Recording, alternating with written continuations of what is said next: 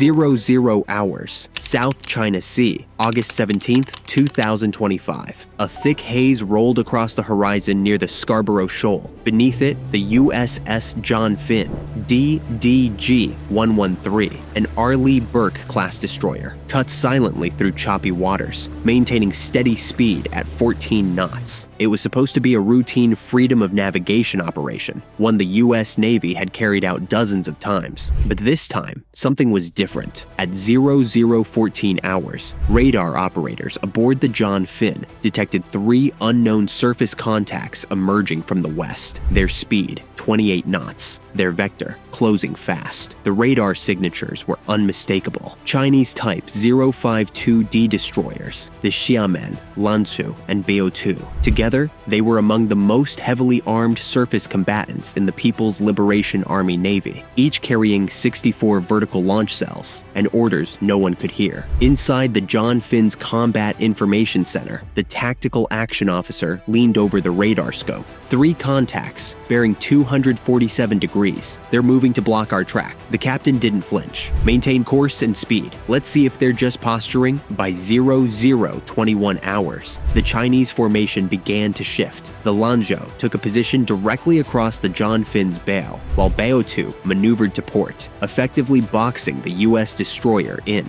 Their automatic identification systems, AIS, had gone silent, a clear violation of international maritime protocols. Bridge, CIC, they've gone dark. No AIS, no transponder. We're blind on intent. Copy that, the captain replied. Keep cameras rolling. Every second of this is evidence the Pentagon had been tracking rising tension at Scarborough Shoal for weeks. Sources obtained by Global Warfare Report confirm that Beijing had quietly deployed 4 Coast Guard cutters and 2 planned destroyers to the area days earlier, citing territorial protection. But US intelligence analysts believed it was a test, a deliberate provocation to measure American response times. At 0029 hours, the first radio transmission came through, a deep, heavily accented voice in English. U.S. Warship, this is Chinese naval vessel. You are entering restricted waters. Leave immediately, or you will be intercepted. The John Finn's communications officer responded with calm precision. Chinese naval vessel. This is United States Navy warship, conducting lawful operations in accordance with international law.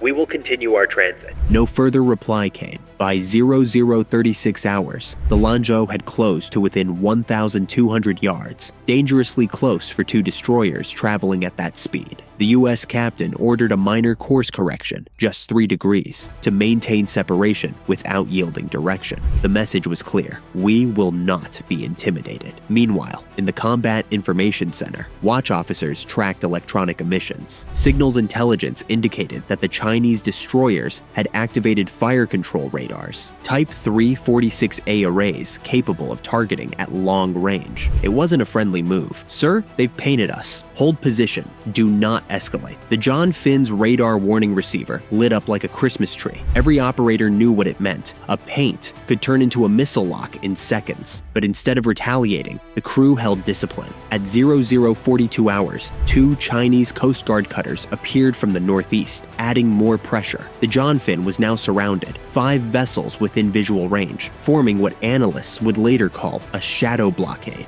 Then came the flashpoint. At 0047 hours, one of the cutters abruptly turned across the John Finn's bow at just 500 yards, forcing an emergency speed reduction to avoid collision. The wake smashed against the hull. Crewmen braced themselves. That was deliberate, shouted the navigation officer. Record everything, the captain ordered. We're not giving them the excuse they're looking for. Within the next 10 minutes, Chinese drones began circling overhead. BZK-005 reconnaissance, UAVs, transmitting real-time footage back to Hainan Island. The intent was obvious: intimidation for propaganda. But what the Chinese didn't know was that the US Navy was already watching them from above. At 0059 hours, a P-8, a Poseidon patrol aircraft from Kadena Air Base, quietly arrived on station at 32,000 feet, locking its sensors on every vessel below. Every radar pulse, every engine vibration, every radio frequency, recorded and transmitted to the U.S. Indo-Pacific Command. And somewhere in Pearl Harbor, a senior officer looked up from the live feed and muttered the same words we all would in that moment. They just crossed the line, but what came next would shock even the most seasoned naval analysts.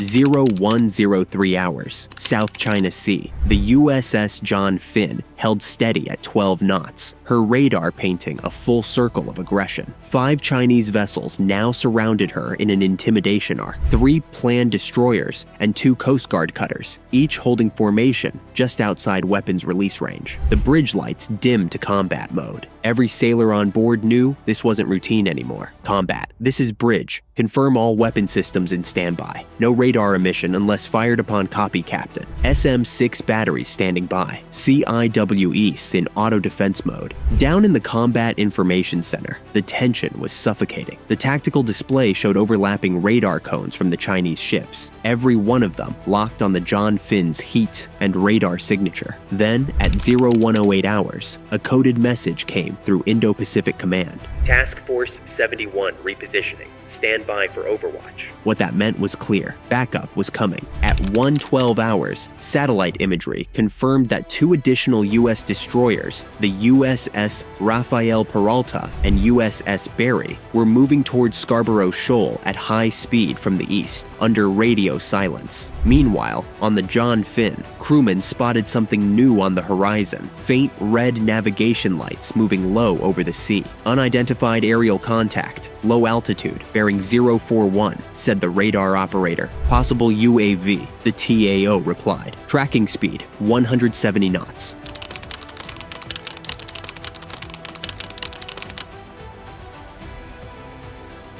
It wasn't just a drone, it was a Chinese WZ-7 Soaring Dragon, a high-end reconnaissance UAV used for electronic warfare. For a moment, its sensors locked onto the John Finn, and that was all the confirmation the US Navy needed. At 1:19 hours, the captain made a calm but historic call. CIC, initiate electronic countermeasures. Let's blind their eyes within seconds. The John Finn's ANSLQ-32 electronic warfare suite activated. The powerful jammers sent bursts of directed energy, overwhelming the Chinese drone's sensors. The WZ-7 lost telemetry and vanished from radar. The response from the Chinese ships was immediate. One of their destroyers, the Xiamen, switched radar modes to active fire control. The meaning was clear to everyone on board. Sir, Xiamen is painting us with targeting radar. All stations, brace for possible missile lock. The John Finn's Aegis system responded autonomously. Its radar spun to full power, computing firing solutions faster than human reaction could follow. The SM-6 missiles in the vertical launch cells armed quietly, not launched, but ready. Across the fleet network, the USS Rafael Peralta and USS Barry had already synchronized targeting data via Cooperative Engagement Capability, CEC. Within 20 seconds, every US ship in the sector shared a single, integrated battle picture, a digital wall of deterrence. At 1:23 hours, the Chinese destroyers turned sharply north, forming a defensive posture. What they didn't realize was that high above them,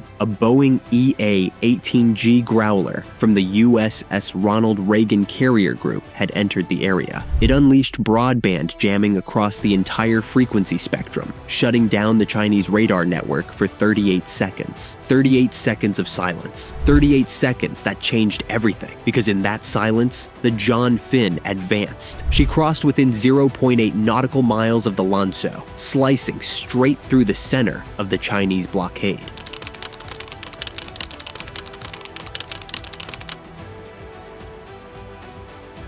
Her crew stood firm at battle stations, fingers near the launch safeties, ready but disciplined. They wanted us to blink first, the captain said. We didn't. At 1:27 hours, U.S. reconnaissance satellites detected 2 Chinese J-15 fighters launching from an airstrip on Hainan Island, their course directly towards Scarborough Shoal. But by the time they arrived, the situation had already changed. The John Finn, the Rafael Peralta, and the Barry had taken formation, a triangulated defense screen, each ship covering the other's radar blind zones. And 22,000 feet above, a P-8A Poseidon, armed with AGM-84 harpoons, was watching everything. When the Chinese fighters came within 40 miles, they were met with a simple message on the open channel. "This is U.S. Navy Flight Control. You are entering the engagement zone of a U.S. warship. Alter course immediately." The J-15s hesitated, their radar warning receivers already screaming. They banked hard east, choosing retreat over escalation.